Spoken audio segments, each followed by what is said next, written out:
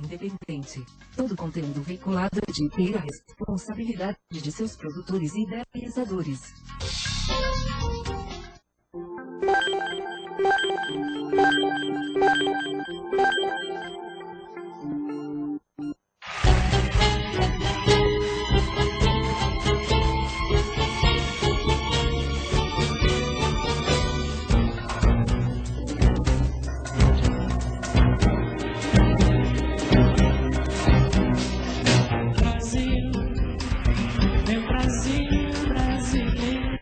Olá, bom dia, você está na UOL TV e este é o programa Justiça e Democracia da Associação Juízes para a Democracia.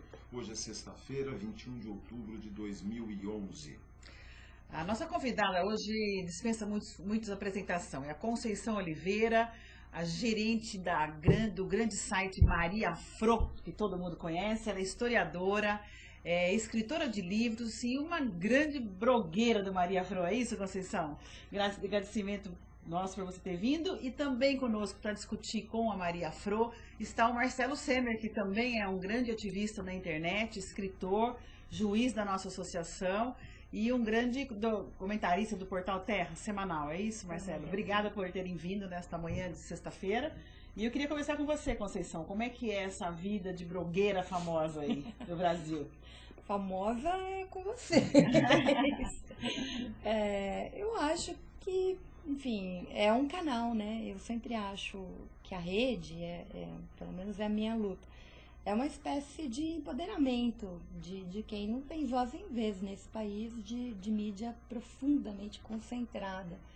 Então a internet, nesses últimos anos, ela vem servindo, tanto os blogs como a própria rede social, para a gente se expressar, para a gente ir atrás de informações que não seja essa tão padronizada, né, que a gente vê reverberar em cadeia, né? Sai na capa da Veja no sábado, daí tem o holofote à noite no Jornal Nacional, depois um programa especial no Fantástico, e pronto. E daí a notícia é aquilo, né? Às vezes nem até os erros ortográficos eles se repetem dos portais, viram motivo de chacota e tal. Então é um pouco isso. A gente fala em ativismo digital. Eu acho que essas coisas... Não existe ativismo digital sem conexão com o mundo offline, né? Então, assim, tudo que a gente faz no dia a dia, desde assim, a moçada que trabalha, por exemplo, o pessoal lá de Paraisópolis, que tem a rádio, que tem a comunidade bastante atuante, eles tem portal na blogosfera, e estão reverberando lutas que são lutas reais, né? Então, assim, a ideia de ativismo digital,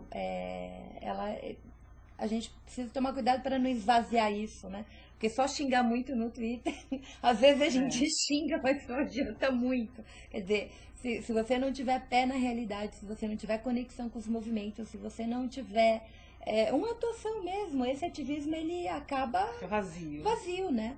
Então, a gente está criando aí um movimento. Ele nasceu ano passado, de uma blogosfera que tem milhões de diferenças, mas ela tem algumas lutas em comum, né? Formada por jornalistas, por historiadores, sociólogos, educadores, enfim, uma infinidade de gente do país inteiro. A gente fez um encontro nacional com... ao todo, nos encontros regionais que ocorreram ao longo do ano, o nosso encontro foi agora em julho, 1.800 blogueiros se reuniram, praticamente em todos os estados do país. E com uma proposta muito clara. A gente tem algumas bandeiras, né? A luta pela banda larga, como um direito humano, uma banda larga decente, acessível. Mas eu acho que isso é para aumentar o empoderamento. A gente vive numa sociedade, nós fazemos muito pouco essa discussão, né? A gente tem concessões públicas nesse país. Ontem as blogueiras feministas estavam a gente vive fazendo essas TVzinhas assim, interessantes. O Lino Bucchini Desculpa a Nossa Falha, eu não sei se vocês conhecem. O site nasceu como uma paródia da Folha de São Paulo, né? Ele foi processado e acabou virando um case, e a gente, a partir daí, sai fazendo ações, né, pela democratização da comunicação. Então ele tem, junto com o pessoal da Casa do Eixo, que é um ponto de cultura, um pessoal também ligado à democracia digital, ele tem um programa toda quinta-feira à noite. Ontem estavam as blogueiras feministas, amanhã a gente vai fazer um encontro nacional de blogueiras feministas, que nasceu também de uma lista e também está se articulando. A gente está com demandas, né? Temos bastante demandas, com pouca reverberação nessa sociedade que a gente vive, que é, de novo, muito concentrada dessa coisa de pensamento único. Então é um pouco uma disputa de discurso aí, né? É o que a gente vem fazendo. O que eu vejo, ontem vendo as meninas falando, era muito legal perceber isso, com uma enorme qualidade na análise da propaganda que nos objetifica, né, que reifica o corpo da mulher e coisa e tal. Mas não era um discurso vazio e não era uma coisa sem sentido. Elas trouxeram algumas propagandas, elas decuparam a propaganda. Ao longo da noite, eu fui dormir, acho que era 00:30, tinha 380, quase 400 pessoas tinham passado por aquele debate. Então, você não vai ver isso numa TV aberta, você não com esse nível de qualidade, com esse nível de discussão, com esse tempo, que não entra em intervalo, que você não está vendendo nada, né? Flui naturalmente. Que flui naturalmente. Né? Então, o que eu vejo ao longo desse tempo? Eu estou pelo menos há 20 anos na rede, né? A gente começou falando do meu nick e tal. Eu vejo um nível de qualidade do debate, questões que não se discutia, que não se propunha, aparecendo. Claro que tem reação, os conservadores estão aí para isso mesmo, para tentar não deixar nada mudar, né? E a gente está disputando esse espaço, né? Ideologicamente, essa é a questão. Para além do partidário, né, a gente tem demandas sociais de movimentos bastante. Então, por exemplo, MST é um grupo que está o tempo inteiro no meu blog. Tem um estudo agora que o Intervozes fez de cerca de quase 400 matérias. Você não tinha uma única voz do MST. Você agora tinha voz, não, das matérias nas mídias institucionais. Não tinha nada. Você tinha uma série de matérias que criminalizavam o movimento e você não... Nenhum desses jornalistas, nenhum desses veículos foi ouvir a militância do MST. Não abriu a voz para eles, não, né? Então, assim, nesse sentido, a rede é um canal que atinge menos pessoas, especialmente com a banda larga fuleira que a gente tem no país e sem grandes perspectivas de mudança com esse plano nacional, que, a meu ver, é muito ruim.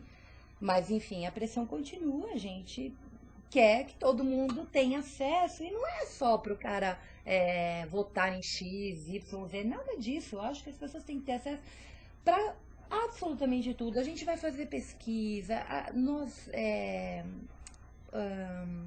socializamos viagens, tem uma coisa do lazer, tem uma coisa da informação, tem uma coisa da expressão. Eu estava no encontro de blogueiros na Baixada Santista semana passada, e aí, ao final da minha fala, vem uma senhorinha, bem senhora mesmo, e fala assim: olha, eu comecei uma lista porque não tinha nada para terceira idade. Aí eu já tenho 300 pessoas na lista e a gente tem um monte de discussão, eu quero fazer um blog. Eu falei, maravilhoso, né? Eu falei assim, então tá, nós vamos ajudar. E aí comecei a chamar um monte de gente lá da Baixada, falei, gente, entre em contato com a Leia, olha isso, tal, tem demandas, e as pessoas querem se expressar, espaço, né? Querem espaço, né? A ideia de velhice nesse país é tão triste, né? Quando, cruel, especialmente, né? Para as mulheres. Tem uma coisa muito engraçada, né, das expressões no meu tempo. Aí eu tenho umas senhoras bacané e falo, que meu tempo? Meu tempo é agora, eu tô viva. Né? Não é sempre fala, né? Como é que era o seu tempo? Meu tempo é agora. Morri. Ô, Maria Fro, vou deixar o Marcelo falar. O Marcelo é o nosso juiz da associação, é escritor também, além de ser juiz, e ele é um blogueiro que está também ganhando muito território, né, Marcelo? Conta um pouco dessa experiência sua. Eu tenho pouco tempo de rede social. Perto da Maria Fro, tudo bem. Mas perto de nós aqui. Eu tô começando. A gente começou, aliás, a amizade discutindo um tema, divergindo até, né? Eu não me lembro exatamente, mas era um texto que ele tinha publicado no Terra Magazine, que eu. Acho que sobre a Marcela Temer. Ah, verdade, isso. Marcela A Temer. namorada da É. mulher do... A questão dos estereótipos. Exatamente, ele verdade. fazendo uma análise, eu catei a análise dele, fiz uma crítica à análise, e a partir daí, E aí foi... aí alguém falou, ele tá no Twitter, não sei o que e tal, e a gente começou a conversar, virou, mexeu, eu reproduzo textos dele no Maria Fran. Então, eu tô no blog, sei lá, 1 ano e meio, o Twitter eu entrei esse ano, comecei agora a fazer isso. E achei uma coisa muito interessante. Primeiro, essa coisa que a Fro falou aqui, a gente vive uma sociedade extremamente diversificada, plural, em termos de pessoas, classes sociais, etnias, etc. e tal, e temos uma imprensa compactada, elas falam mais ou menos a mesma coisa. Você pega um jornal, outro jornal, a televisão, a revista e tal, a gente vê mais ou menos a mesma coisa. O pluralismo é muito esquálido na nossa imprensa. E quando eu descobri aí o blog, depois o Facebook, depois o Twitter, percebi que havia um espaço muito grande. Muita gente falava muita coisa que a gente não vê em outros lugares. E é um espaço que a gente tem para falar também, porque acho que com as redes sociais, qualquer pessoa é um potencial meio de comunicação de massa. Porque as coisas virais, aquelas que vão passando, elas não passam pelo produtor, ou seja, quem fez, passa pela ideia. Então, às vezes você faz um tweet lá, alguma coisa, 200, 300 pessoas reproduzem. Não porque é seu, olha, isso aqui porque veio a carinho, ideia... mas é porque é uma coisa interessante, porque tem conteúdo. Acho que essa é a coisa que a gente consegue furar um pouco, essa coisa monolítica de uma visão de imprensa. A gente tem uma ideia que é muito passada pra gente, assim, não, a imprensa é séria e a internet é leviana. Mas o que a gente percebe no dia a dia é que o sensacionalismo está na grande imprensa. Vulgar é da grande Tá na imprensa. grande imprensa. Na web você vai ter muito mais análise, muito mais coisa. E tem uma outra ideia que perpassa essa coisa, que a imprensa é isenta e que os blogueiros são engajados. Comprometidos. Quando na verdade é o que a gente já é a mesma reprodução que a gente vê no direito, né? Quer dizer, essa neutralidade nada mais é do que uma capa que esconde as ideologias. E o blog é um pouco mais fácil isso. Quer dizer, as pessoas assumem os seus compromissos e tal. O que a grande imprensa faz é não assumir os compromissos, ou mais os compromissos, os interesses que tem. Então acho que é um espaço fabuloso. Eu falo que agora morreu o Gaddafi, me lembrei o seguinte, eu aderi mesmo ao Twitter quando morreu o Bin Laden. Eu estava vendo alguma coisa na televisão, eu vi o Twitter lá, e aí vi no Twitter alguém dizendo, não, acho que morreu o Bin Laden, parece que achou o Bin Laden, acho que Bin Laden, morreu, não morreu. E aí a primeira providência que eu tomei foi ligar a televisão. Vou ligar a televisão para ver a notícia, o que está acontecendo. Você estava com a mente ainda? Ainda tive que procurar um canal de notícias que estivesse falando. E aí percebi o seguinte, aquele canal de notícias me dava uma versão. O Twitter, 20. Porque um estava vendo na CNN, outro estava vendo na Al Jazeera, outro estava vendo aqui, outro estava vendo lá, outro estava lá. Outro estava lá, mandando lá. Então, de repente, parei de ver a televisão, porque ela te dava uma versão e demorava para ver as coisas, ao passo que o Twitter te apresentava várias. E logo, pessoas falando de um lado, de outro, de como falava. Então você tinha ao mesmo tempo muitas versões, muitas interpretações que você podia filtrar, escolher e tal. E a televisão te dá uma. E nosso tema aqui hoje é ativismo na rede, né? Vocês acham que esse ativismo, né, no sentido amplo da palavra, ele poderá, um certo momento, já foi discutido aqui com outro convidado, será que nós vamos atingir essa grande imprensa monolítica aí, quadrada? Será que nós vamos balançar as estruturas dela? Eu acho que a gente já vem fazendo isso, né? Eu vou te dar um exemplo. Você vê como a gente às vezes pauta a grande mídia. Domingo passado, uma professora da escola Guia Lopes, da Freguesia do Ó, fez uma denúncia no Facebook. E uma amiga dela, que estudou junto com ela na pedagogia, me segue no Twitter e me mandou uma mensagem, falou, eu preciso te fazer uma denúncia muito séria. Aí, me dá um e-mail, né? Porque acho que eu não a segui, eu mandei o e-mail, ela me mandou a réplica da amiga e falou, olha, eu conheço, é sério, o que ela está dizendo é verdade. Porque, assim, uma das coisas que o Semer está dizendo, que tentam nos desqualificar, dizendo que nós somos sensacionalistas e tal, A blogosfera, pelo menos a blogosfera que já entendeu esse percurso desse campo de disputa, faz coisas que o jornalismo não faz. Se prima pela. A gente checa, a gente telefona, não faz denúncia vazia, tenta o tempo inteiro. E tem gente que ainda faz, é afoito, que é acesso, não sei o que e tal. Mas a moçada que já está mais madura, tal, tem muito cuidado com isso. Então, por todas as referências que eu tinha, eu falei assim, não, a professora está fazendo... E aí fiz uma busca também sobre a escola, percebi que a escola tinha uma tradição de levar a 10.639.03 para dentro da sala de aula, era uma escola de referência. O que é a 10.639.03? É a primeira lei votada pelo Lula, sancionada, né? Ficou 10 anos sendo discutida no Congresso, que é a inclusão a obrigatoriedade do ensino de história e cultura africana e afro-brasileira nas escolas. Então, a lei, ela teve um impulso no seu início, depois com a política do radar, eu acho que ela perdeu um pouco o foco, porque não teve recursos para dar com a formação continuada e tal. Também tem essa coisa de depender da política dos municípios e tudo mais. Mas, enfim, essa escola é uma escola de educação infantil no bairro da Freguesia que tem um trabalho de referência. Na aplicação dessa lei. Da história. Exatamente. E qual era a denúncia? Eles tinham acabado de fazer um evento na escola com cultura afro e tal. E aí picharam em letras garrafais no muro da escola.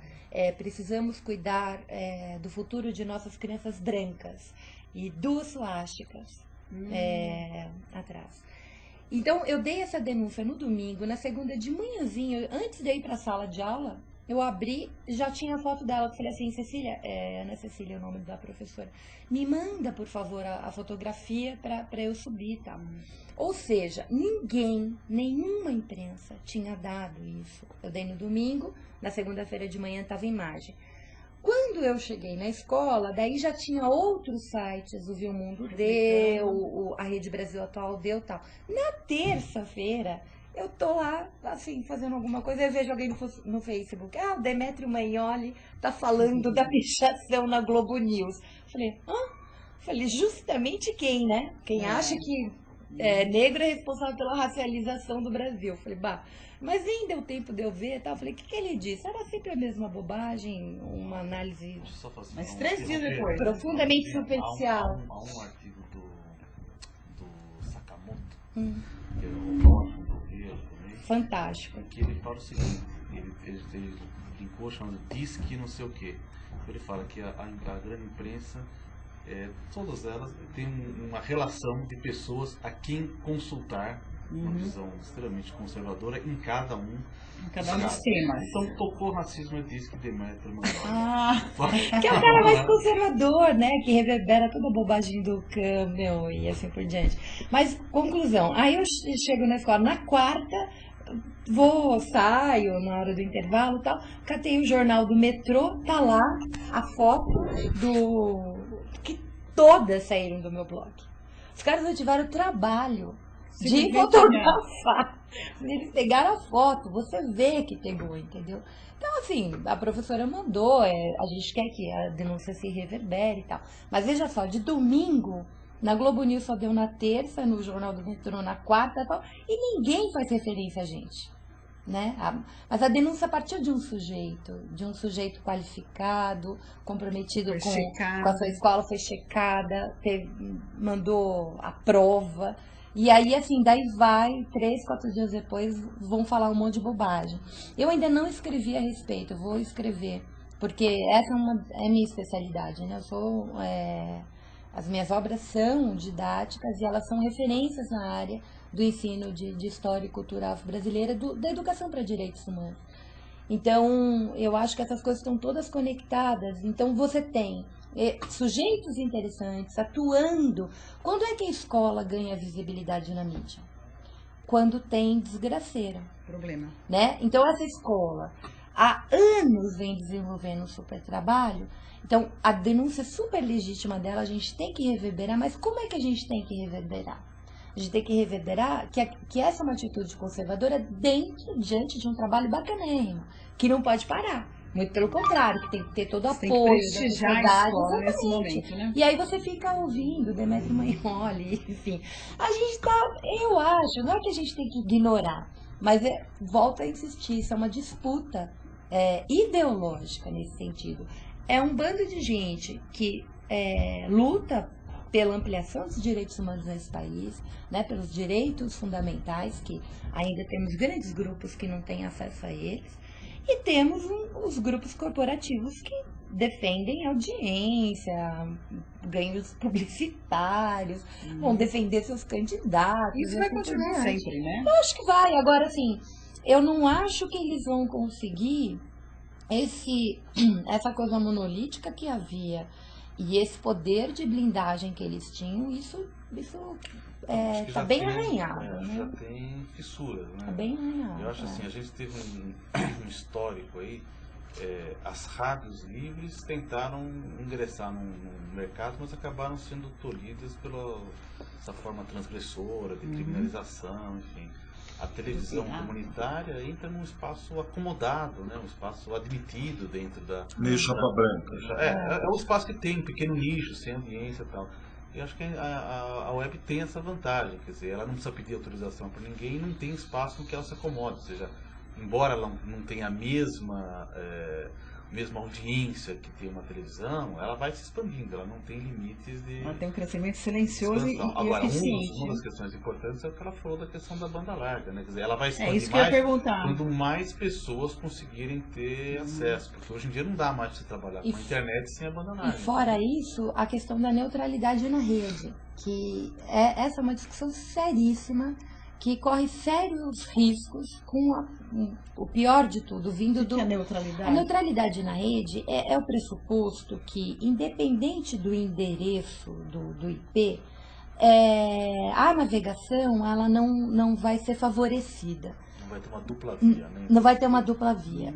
E há um movimento no mundo inteiro dos ativistas da permanência dessa neutralidade. Então, por exemplo, se o meu site, para você acessar o meu site, você vai ter, se ele estiver muito carregado, você vai ter um problema, porque eu, como webmaster, enchi de penduricalho e tornei ele mais lento.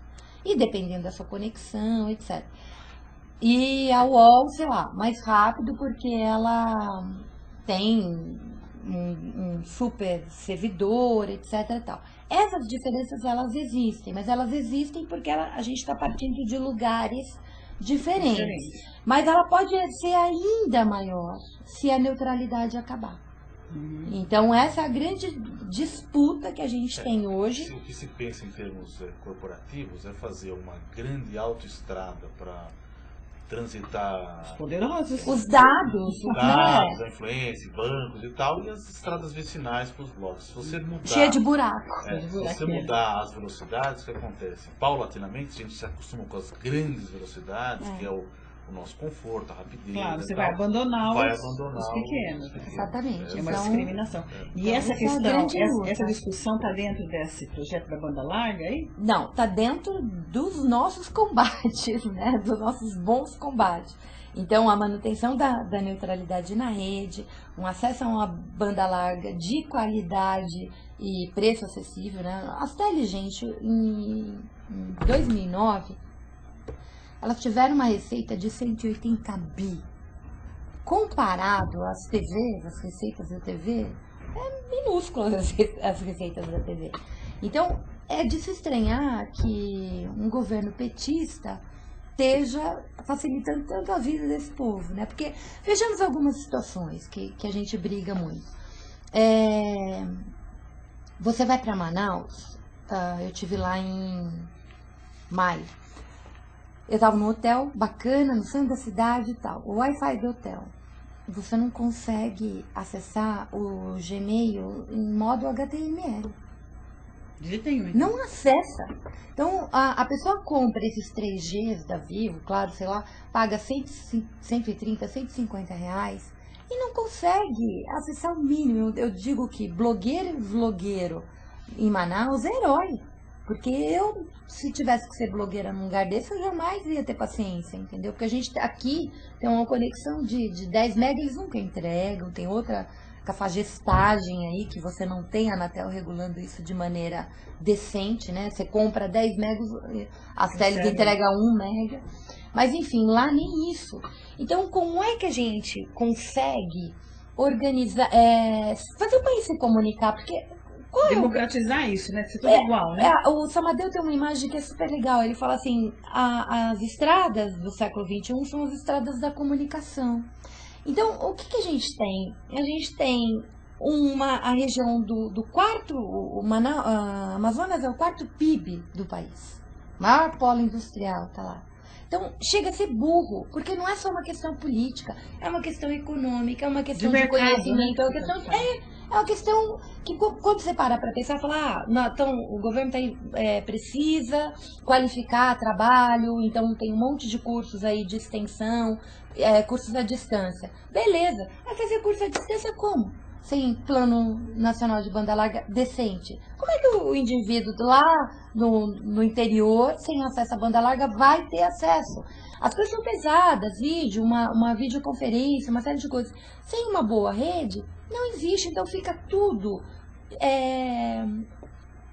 Eu acho que assim, se brinca de fazer curso à distância, se brinca de fazer comércio, tudo fake, entendeu? Tudo fake. E quando a gente faz essa discussão, você tem uma mídia tosca também, nesse sentido, ela é tosca.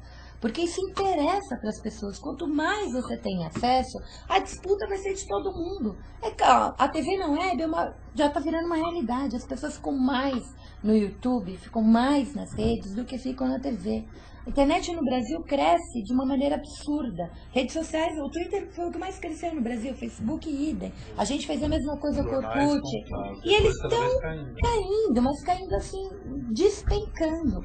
Então, assim, é claro que eles podem ir para a web também. Não tem como você boicotar isso. Mas com conexão ruim é ruim para todo mundo, né? Então, a qualidade dessa conexão é uma das bandeiras. A neutralidade na rede e o marco civil regulatório.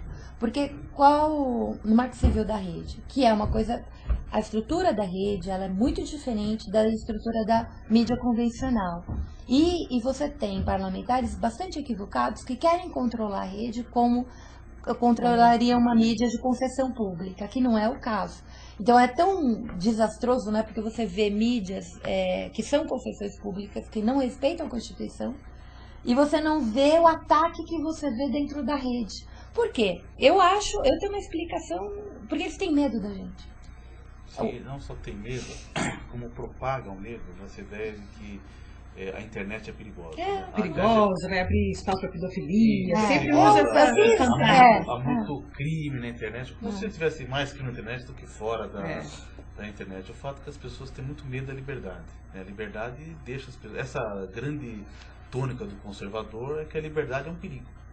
E a internet aumenta a liberdade. Então, hoje você pega televisões, você tem 1 canal, 2 canais, 3 canais. Aí foram abertos TVs a cabo, né?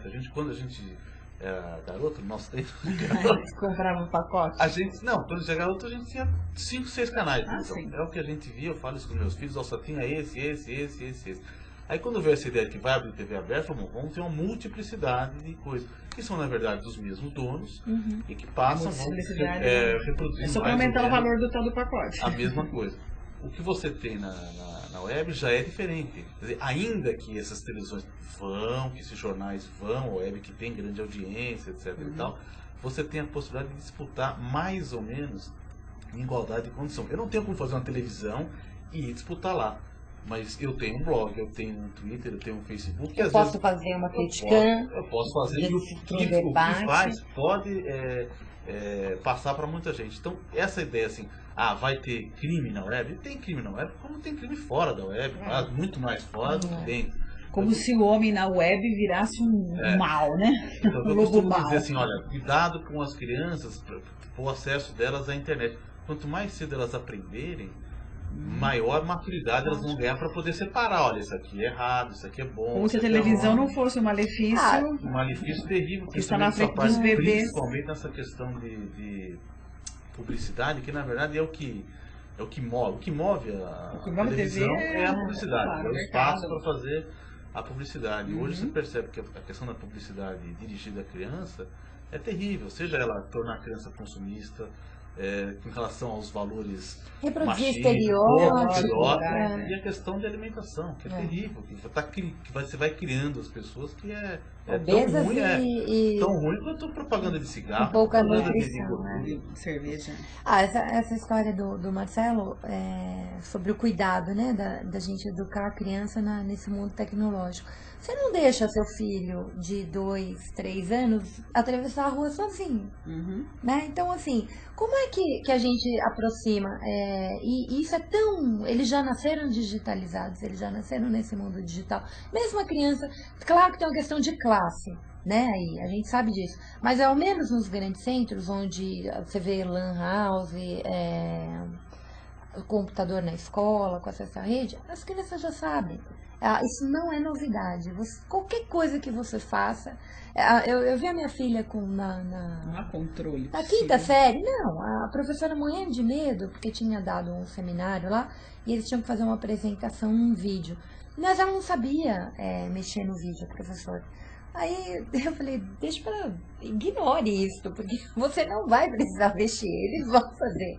Então, assim, eu a vi montando o vídeo com os meninos do grupo. Era uma coisa impressionante. Eles iam lá no Google, aí estavam fazendo um trabalho sobre o Zenboot. Até teve uma discussão em casa, né? Eu falei, pigmeu é um nome que tem um sentido negativo, quer dizer, do tamanho de um punho, né? E tal. Aí falei, no Congo eles são chamados Zenboot, no Camarões. Dei uma explicação estruturada, tranquila. Aí o que aconteceu? Eles foram pro Google, daqui a pouco eu vou lá, eles estavam num site de antropologia em italiano. Eu falei, em italiano? Não tem limite nem pra língua. Por quê? Porque eles conseguem compreender mais ou menos o significado, eles estavam atrás de imagem. No contexto, Daí eles depois tem isso, se eles precisarem entender o negócio lá, eles botam aquilo no Google, traduzem e vão. Então, assim, chineses, eles não estão nem aí. Isso vira. Isso não tem como controlar. Não né? tem. E aí, qual é o bacana? O bacana é você fazer com que essas crianças tirem o melhor proveito desse mundo, porque você. É impressionante a quantidade de riquezas que podem ter em termos de produção de conhecimento, né, para esse mundo. Agora, professor de educação bancária e pai completamente bitolado vai sofrer muito, porque as crianças elas já estão mergulhadas nesse mundo. O que é bacana, e eu vejo isso com os meus alunos o tempo inteiro, você indica caminhos, né? Você diz para ele, você viu isso, mas não tem isso. Qual é o contraditório disso aqui e tal? Meus alunos fizeram entrevistas. Fazer uma uma abordagem crítica, né? Totalmente, mas assim, eu ainda não subi, eu vou subir o blog e vou socializar esse projeto com os professores. Eles fizeram um trabalho sobre democratização da comunicação e sobre criminalização da homofobia. Eles entrevistaram a Irundina e o Jean Willis lá em Brasília. Nós fomos para lá, eles entrevistaram e tal. Trabalho de gente grande. Eles leram a beça, eles checaram coisas, eles foram para a Constituição, eles refletiram, eles discutiram, eles produziram textos. Leram texto seu. É muito interessante. Você vai achar muito interessante o banner que eles fizeram para o blog.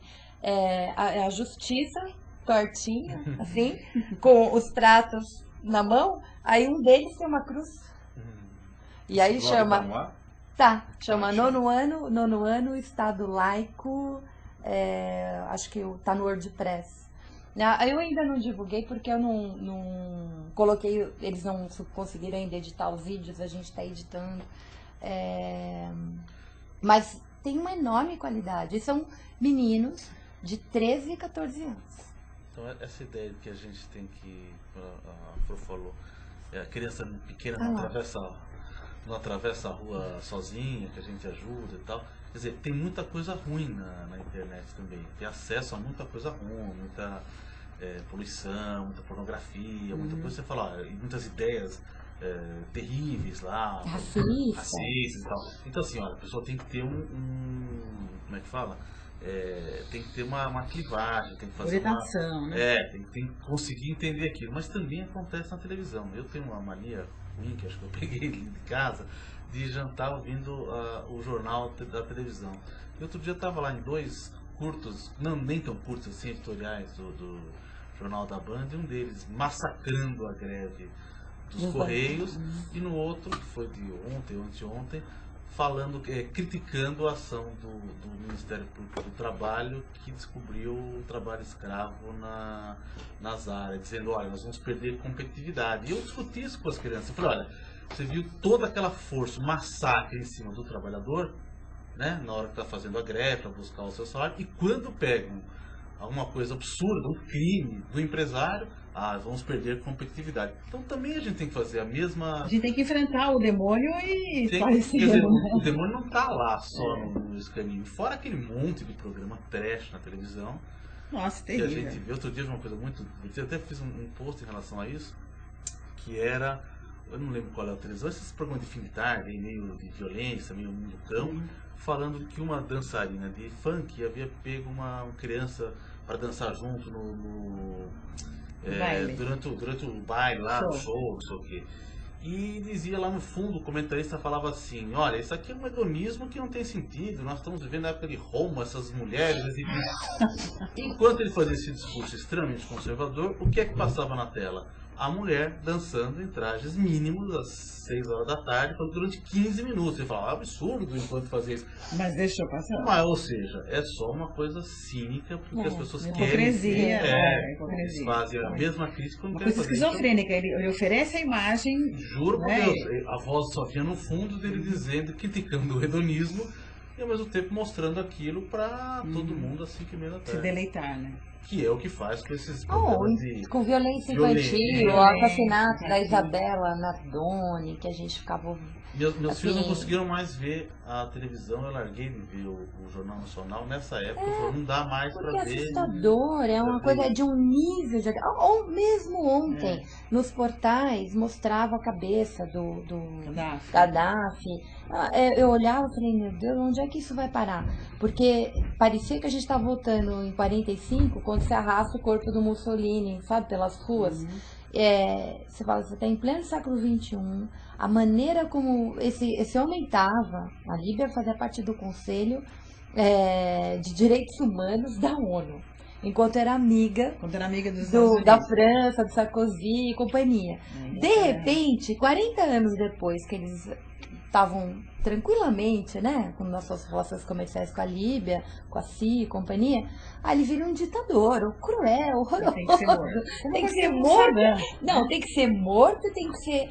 É uma coisa do antigo regime, do castigo pedagógico, né? Não é uma morte simplesmente. É morto, corpo exposto, arrastado, espetacularizado, se puder.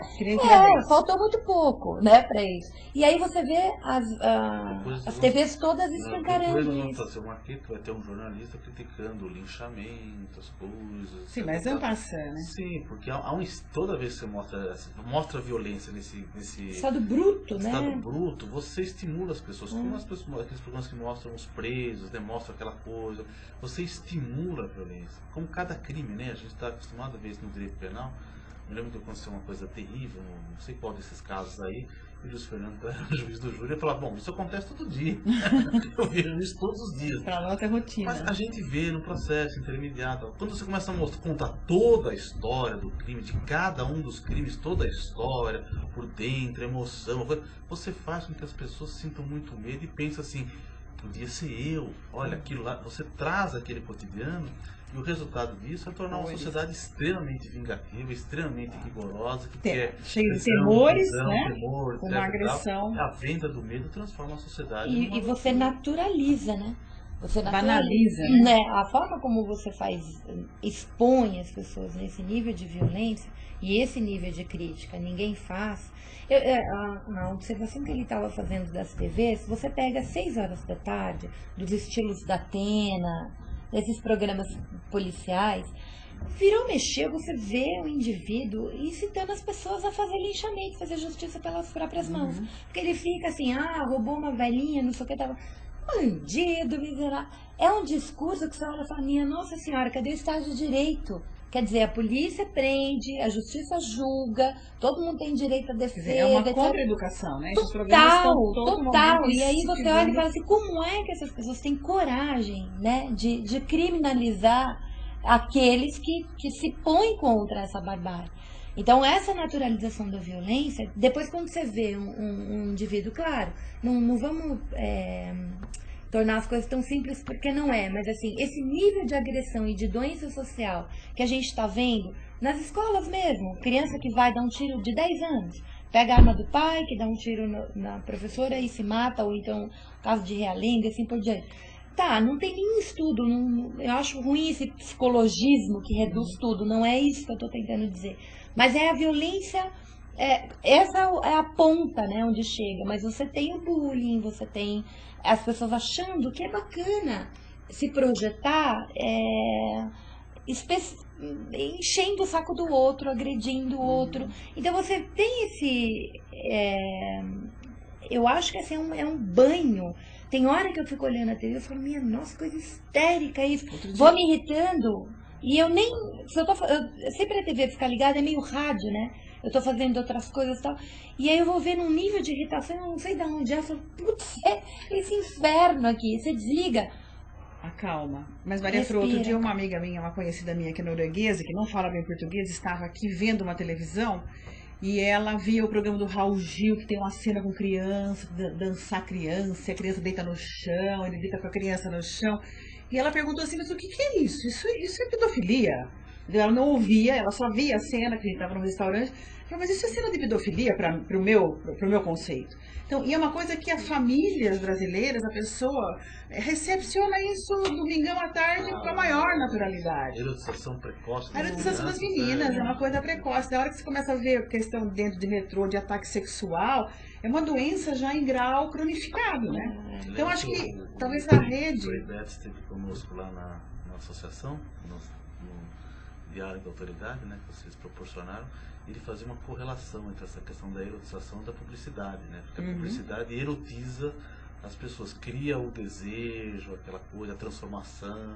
Ou cria a falsa sensação que no desejo está a solução, né, de tudo, né? E a internet muda as pessoas, porque nós temos um internauta aqui falando dessa questão que as pessoas assumem outro papel quando estão se comunicando na rede, né? A rede muda efetivamente as pessoas.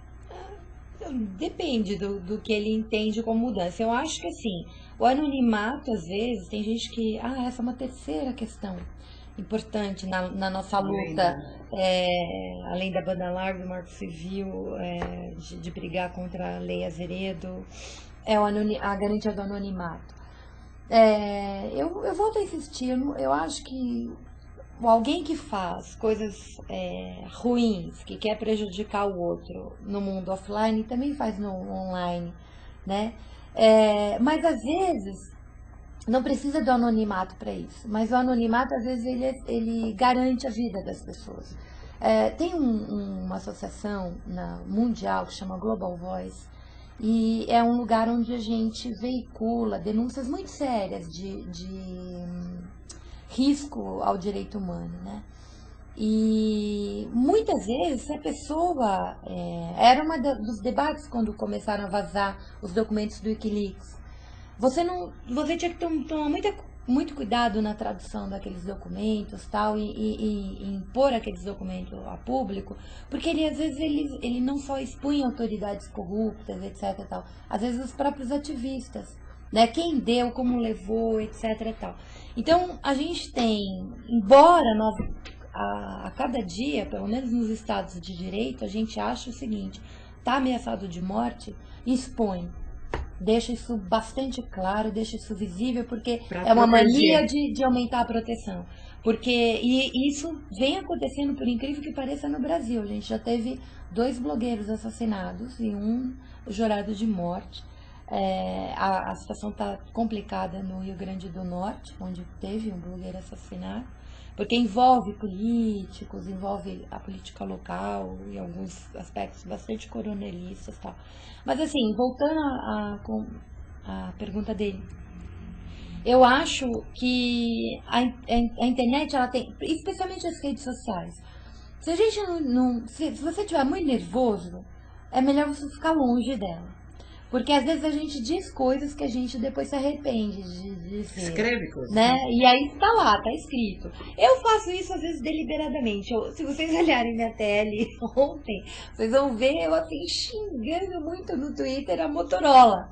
Porque eu fiquei num nível de indignação em relação ao desrespeito ao consumidor. O meu celular não carrega, tô tendo um trabalho desgraçado para conectar aqui, tem que ficar apertando, não sei o que e tal. Liguei para assistência técnica e falei, olha, eu preciso de um cabo XYZ tal, não tem, ligo para outra, não tem. 6 assistência não tem, ligo para o saque da Motorola. A mulher foi super mal educada, nenhum nível de informação, não existe, é um saque. Aí você cacifou no seu Mandei bala assim na Motorola. É uma coisa que de instrumento de defesa que tem sido muito eficaz. Em alguns casos, a gente já viu isso, de blogs ou tweets ou uma mensagem no Facebook falando sobre empresas. Teve até questões judiciais, né, que a empresa entra para tirar, para tentar proibir aquela discussão. Em muitos casos acabaram dando resultado. Porque a gente vive uma situação hoje, é uma coisa até que eu tenho vontade de escrever lá no Terra. Aquela ideia que a gente tinha antigamente que o cliente tem razão não existe mais. Não existe. Não existe mais. Esquece. Então, a gente é sofrido. O cliente tem sobretudo paciência. Se não tem paciência, está perdido. E eu acho que essa tem sido um dos lados do ativismo aí. É isso. Positivo, de você ter um canal para falar. O pessoal tem um sofrimento que não consegue Cascaneando. levar para outro lugar e começa a falar. Né? E quando você, toda vez que eu reclamo de alguém, fala, poxa, mas eu não consigo isso aqui porque não veio, a empresa TV a cabo marcou e não veio. Toda vez que você reclama de alguém, você vai ter 3 ou 4 que vão falar a mesma coisa. Então também esse é um canal de... Eu tenho 2 exemplos, alguns exemplos bons, positivos. Por exemplo, eu vou no caixa eletrônico do banco e aí tem 3 quebrados num horário de pico. Eu pego o celular, alô, Bradesco, como pode, não sei o quê. Em 5 minutos o gerente está ligando. É uma coisa impressionante isso. Você não precisa pôr nem um arroba que eles pegam. O Walmart, eu comprei um notebook correndo, porque o meu quebrou, eu tinha um deadline para entrega de texto e tal. Eles me prometeram no dia seguinte, daí não veio. Aí eu comecei a xingar muito no Twitter. Imediatamente eles entraram em contato, veio no dia seguinte. Ótimo, cheguei, isso tipo sábado, domingo. Aí dá pau. Eu falo, mas não é possível, né? Bom, no dia seguinte, na segunda-feira, eu liguei. Demoraria, assim, pelo tempo normal, 15, 20 dias, porque tem que vir, pegar a mercadoria, não foi compra pela rede. Eu falei, nem pensar, vocês estão malucos, isso é minha ferramenta de trabalho, eu não tenho esse tempo. Eu comprei correndo por causa disso e tal. A mulher me liga do Walmart, que eu reclamei no Twitter, no telefone eu não dou nada. Reclamei no Twitter, a mulher me liga no mesmo dia. Chegou um motoboy, catou o velho e me Vamos acalmar essa mulher para ela falar mal nossa vida. Vocês viram a moça que encontrou o irmão que foi assaltado e acabou por falecer através do Facebook. Hoje na Folha diz que o delegado vai ser verificado porque que ele foi omisso. Foi afastado. Foi afastado já o delegado. Uma irmã de um rapaz que foi sequestrado entrou no Facebook, alguém num hospital reconheceu a vítima e avisou a moça que o rapaz estava lá, já morto, infelizmente. E a polícia demorou um tempo. Então, acho que realmente essa eficiência do ativismo é uma coisa inafastável, que nós não temos mais retorno. E talvez tenha que ter um bom uso, né? Sim. No episódio das meninas da Vila Mariana, eu tive a oportunidade, você também, de entrar no blog de um dos jornais, acho que Estadão, onde havia comentários assim, nazistas em relação às crianças, né? Tratando o tema como se fosse um caso de jogar na fogueira essas meninas horrorosas.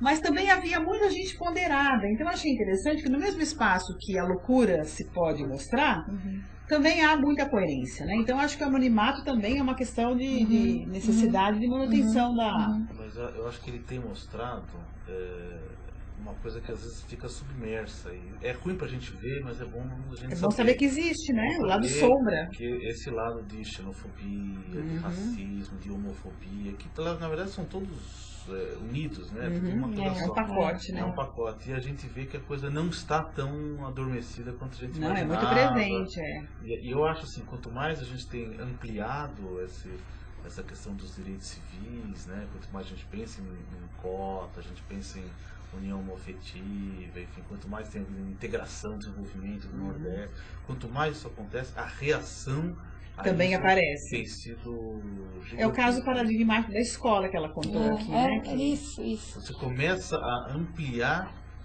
embora com muito atraso, os direitos civis, você começa a ver uma reação. E é bom saber que ela existe, né? Porque se ela não aparece, você acha que tudo vai bem. Na verdade, não vai bem. Então, É um processo que está sempre Achar que nós somos exigindo. uma democracia racial. Né? E se a gente olhar historicamente, eu acho que é sempre bom não perder essa perspectiva. Imagine como é que foram os debates, dá para acompanhar, inclusive, durante a luta pela abolição da escravidão. Ou então, eu sempre uso esse exemplo com gente que eu estou iniciando o debate, né, que fica horrorizado com a união homoafetiva ou o casamento do homossexual. Fala assim, as mulheres separadas na década de 50, seus filhos eram quase párias.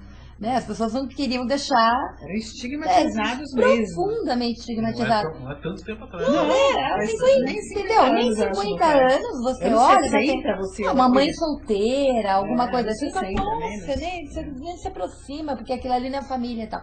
Então você vê, e hoje esses resquícios, a propaganda, por exemplo, do Partido Social Cristão, aquela coisa horrorosa, que eu acho que a gente deveria entrar na justiça, esse partido deveria perder a legenda, porque aquilo é uma barbárie. Né? Para além de uma família pautada no único modelo, a família nuclear do século XIX, ele ainda tem um monte de equívoco em relação aos conceitos de democracia igual a voto, uma bobageira generalizada. E os recursos que eles usaram, dos desenhos, da criancinha, não sei o quê, aquilo é muito violento. Então é necessário fazer. Eu acho que uma das coisas assim para mim, que a gente precisa, todo mundo envolvido com direitos humanos tem que encampar, é que a luta dos direitos humanos essa luta, se o preconceito ele é contra o nordestino, o homossexual, o negro, etc., que é tudo no pacote, a luta dos direitos humanos idem. A gente tem que estar o tempo, as feministas estão o tempo inteiro junto com o LGBT e vice-versa, senão, ou junto, uma luta só. Uma né? luta só. É uma luta só. O sexismo e a homofobia caminham juntas, né? Tem o mesmo opressor, né? Só que a homofobia você vê aquela coisa marginal. O sexismo você vê no horário nobre aí. As propagandas de cerveja é uma coisa absurda. Ainda, né? Material de limpeza. Levantar essa questão agora do estereótipo, né, da Gisele Bündchen, daquela propaganda.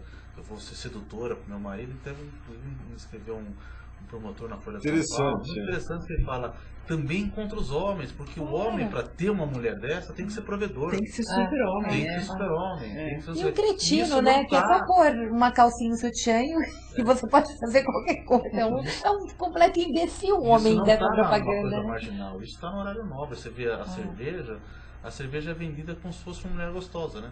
Uma loira gelada. Uma loira gelada, aquela coisa, fresca, tal, a cerveja. Não, então, e também negra, né? A propaganda da Devassa é de saída direta de Casa Grande Senzala.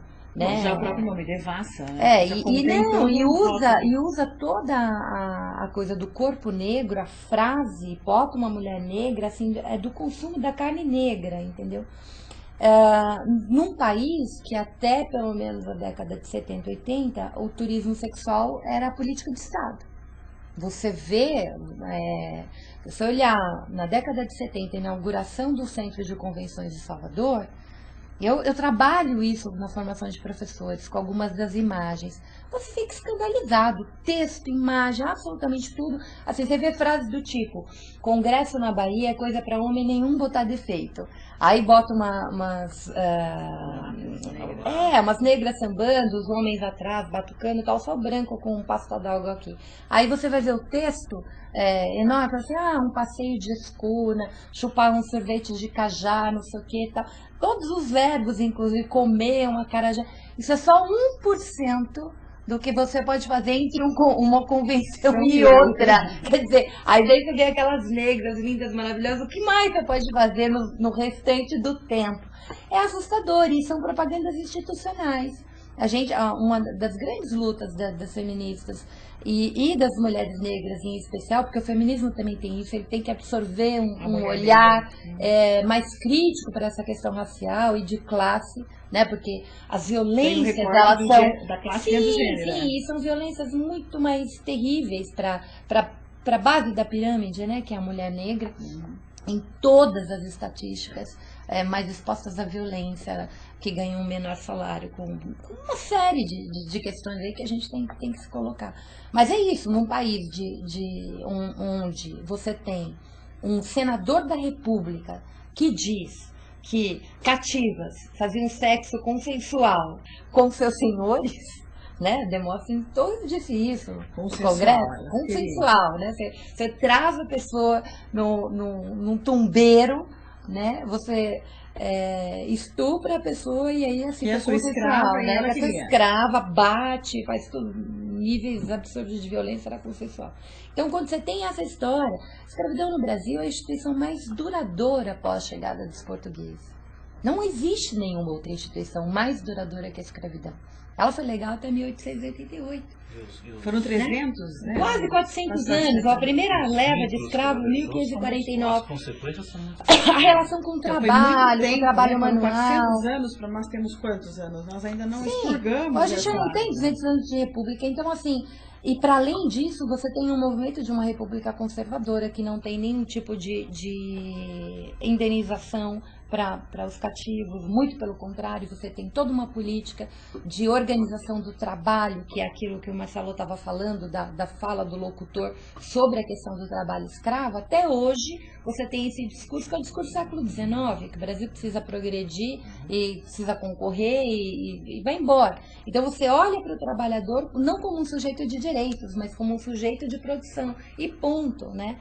Então essa discussão, ela vai perpassar a nossa sociedade.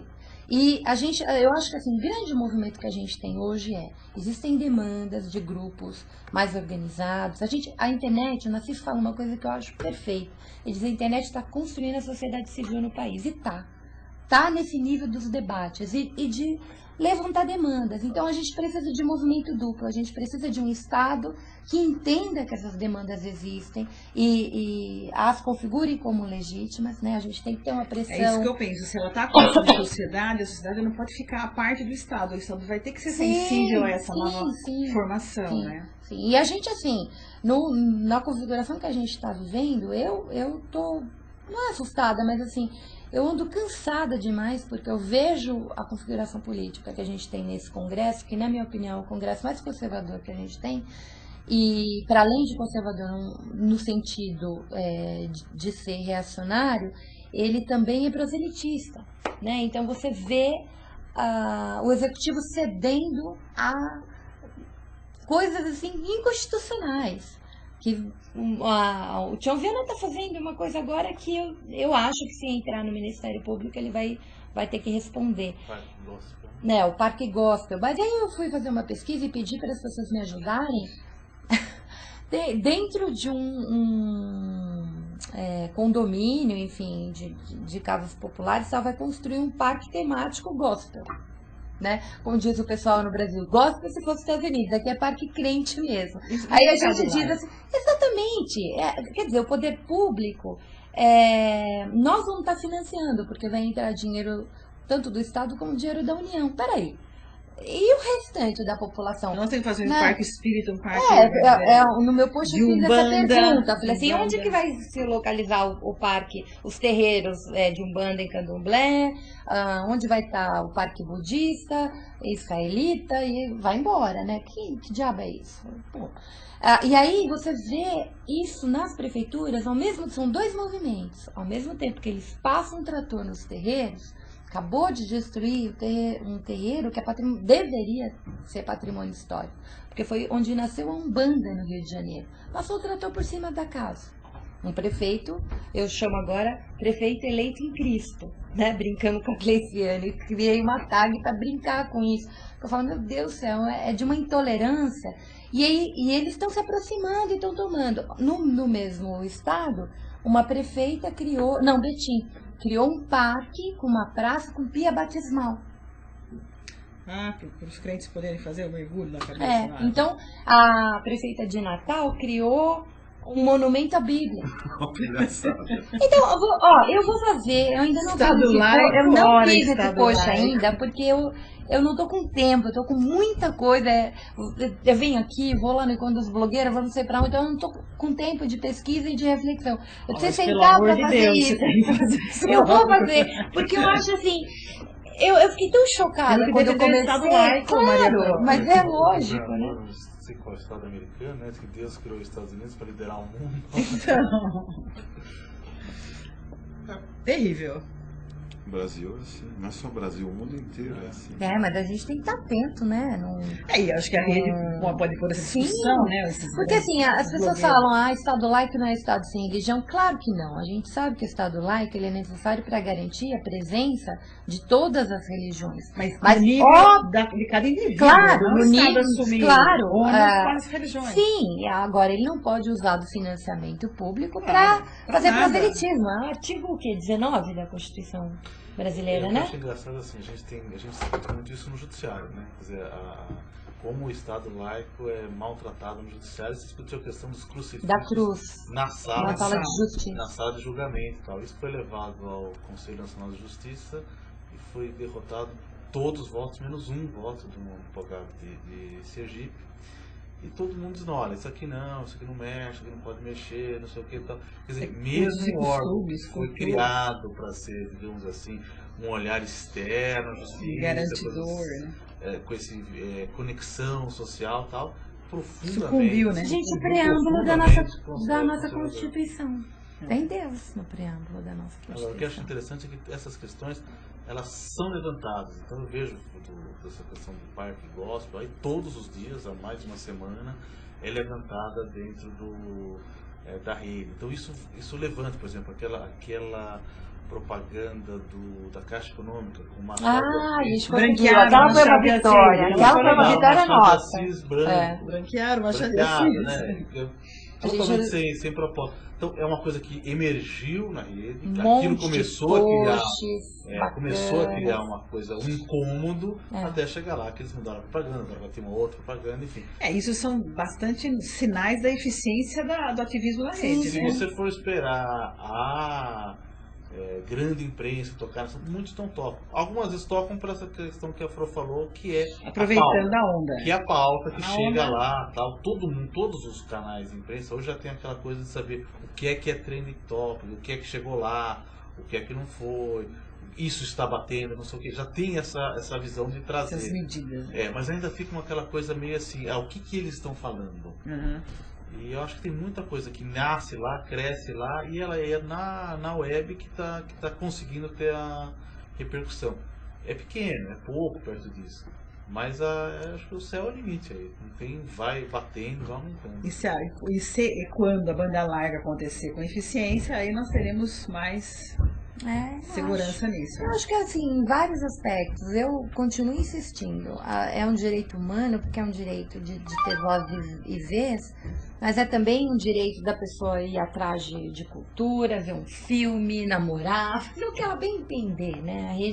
A gente não tem essa história de ficar controlando a rede, não. Mas é uma batalha. Eu acho que se a gente não tiver um Estado muito, enfim, menos tacanho, e também um capitalismo menos tacanho, é de interesse do próprio capital que essa banda se expanda, né? Ela tem, eu acho que assim, a globalização, ela é mesmo algo que está posto, tanto das lutas quanto da exploração. Essa questão da comunicação é uma coisa que afeta diretamente o poder, né? Então, quando a gente vê lá na China, por exemplo, censura a uma série de sites, etc. e tal.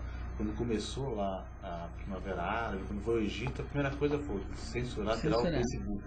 Quando a gente pensa que isso é uma coisa uma sociedade mais atrasada, chegou na Inglaterra já aquela movimentação, falou, vamos censurar o mensagem do BlackBerry, vamos censurar isso. Quer dizer, no fim, quando as pessoas, os estados se sentem ameaçados, o primeiro instrumento que utilizam... Como aqui tem o projeto do senador Azeredo. Então, a verdade é que tudo crime. há quem diga que, deixa só para acabar isso aqui, que o capitalismo está chegando na sua autofagia, que vai se decompor, e a grande revolução é a revolução científica tecnológica, né? E eu acho que essa repressão a esses mecanismos prova que é isso mesmo, né? Quando você quer obstar alguma coisa que está acontecendo, eu acho que o nosso caminho vai ser irreversível, a nossa força é irreversível. Mas faz essa pergunta que eu achei interessante. Para a gente fechar aqui, que diz que é notícia da internet, que a bancada no Facebook cristã colocou em votação uma lei que proíbe religiões, Umbanda, Candomblé, etc., de fazer cultos ao ar livre e após as 22 horas. Alguém sabe disso? Tem um outro que é é local essa. Tem vários, é aquilo que eu falei. Estão passando o trator nos terreiros e você vê PV, PT, nem depende. O proselitismo tomou conta, é apartidário, assim, ele é suprapartidário. Então, já tem um projeto de que quer proibir o sacrifício de animais, né, de uma maneira completamente descontextualizada, do que se faz como se os religiosos do candomblé tal saíssem matando o animal. Então, assim, você só falta ouvir o argumento, a galinha tem sentimentos, né, nesse nível. Você falou isso pro Perdigão, pra saber. Pois é, né? Ou para as que fazem sexagem lá, né? O meu blog tá cheio de denúncia dessas empresas, todas financiadas pelo BNDES, que os trabalhadores, além dos acidentes absurdos, as lesões de trabalho repetitivo, ninguém com indenização, todo mundo, assim, tem gente com 35 anos que não consegue mais trabalhar, de que está completamente ferrado, e você não tem essa discussão na mídia. Aí você tem outro projeto, esse que já, acho que em São Paulo já teve essa discussão, de colocar a lei da tolerância do silêncio, né, também em relação aos terreiros e tal. O que nós vemos é triste ver isso para dentro das religiões afro. Muita vontade, uma espécie de bancada cristã crescente. Para falar e para fazer essas leis absurdas e você não, porque é completamente absurdo. Né? E aí, assim, tudo bem o Estado financiar Parque Gospel, Pia Batismal, e nem o próprio culto, que não está recebendo dinheiro de ninguém, o cara tá lá no seu terreirinho, nem isso ele tem. Aliás, os terreiros não têm isenção fiscal, como as igrejas têm. Isso porque eles são reconhecidos como religiões. Porque não são. Então, assim, é assustador o nível de intolerância que a gente está vendo, de demagogia e proselitismo. Se um processo criminal, não consigo mais encontrar em que um réu teria contado o fato criminoso ao pai de santo. E a única testemunha que tinha era o pai de santo dizendo. Eu disse, isso equipara-se ao padre, ao médico confessional. E se ele passa essa versão, é uma prova ilícita. Tal. E, nossa, caiu matando em cima disso. Imagina, uma coisa não tem nada a ver com a outra, não é um ministério, não é um ministério, não está presente na lei, mas é a religião, né? É a mesma coisa, procurou desassossego, E nos centros urbanos, o que é mais complicado, né? Da mesma forma que a gente vê as remoções para as obras da Copa, da Olimpíada, que é outra coisa que a gente precisaria de um dia inteiro para discutir tanto absurdo que está acontecendo. Esses terreiros, eles geralmente ficam nas regiões periféricas e eles são cada vez... Não dá mais nem para falar em terreiro, né? Porque quase não tem espaço para esses grupos continuarem suas tradições. Então, assim, as periferias estão passando avenidas, você vai jogando o indivíduo cada vez mais. Essa história do toque, é um toque de recolher, né? Quer dizer, que hora que eles vão fazer os seus cultos? E isso tem, dependendo do que vai fazer, são dias, tem festa, são rituais, os caras não respeitam nada. Então eles estão sofrendo também, não só com essa intolerância, com essas bancadas que estão, não dá para dissociar isso com a concentração midiática. essas igrejas todas, elas são igrejas midiáticas. Elas todas têm programas de TV, elas todas lavam dinheiro, né, via televisão. E elas elegem essas bancadas. Eu escrevi vários textos que aquilo me irritava num nível muito profundo. A Record se destacou durante o período eleitoral para fazer um jornalismo um pouco menos medíocre que o restante, né? Que era um jornalismo profundamente partidarizado, assim, pro serra total. Mas mexeu nos tabus da Record, ela age tal qual ou pior que qualquer outra TV. Foi o caso do material da CECAD MEC, da Escola Sem Homofobia. Então, parecia que o Edir Macedo tinha ocupado a bancada do jornal da Record. Os discursos foram horrorosos. Foi um trabalho, assim, eu escrevi vários textos de profunda indignação. Porque aquilo não era jornalismo, mas você não via uma reação. Publicidade, né? A gente tem que entender o seguinte, que a grande empresa do jornalismo é, sobretudo, uma grande empresa.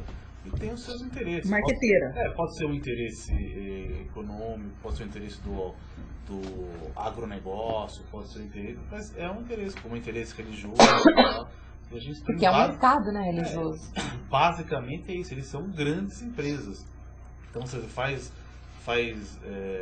jornalismo, mas faz sobretudo publicidade. Então, tem algo por trás para vender, né? Se é um evento que eu não transmito, eu não divulgo. Está acontecendo agora com o Pan-Americano. As pessoas não sabem o que está acontecendo no Pan-Americano, porque o Pan-Americano não dá no New York Times, né? Não passa na Globo. Não passa na Globo, não interessa. Não é notícia.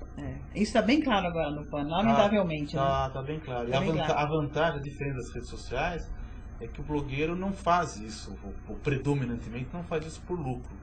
E não tem aquela disputa. Acho que essa é uma coisa interessante do blogueiro, da solidariedade, do compartilhamento. Quer dizer, o blogueiro chama outro, ele linka para outra pessoa, chama outro. Ele não disputa um blogueiro. Ele compartilha. Ele compartilha, porque só compartilhando é que a coisa cresce. Existe, né? Você compartilha do outro, compartilha do seu, você passa aquilo, você usa no Twitter. É só esse compartilhar que faz.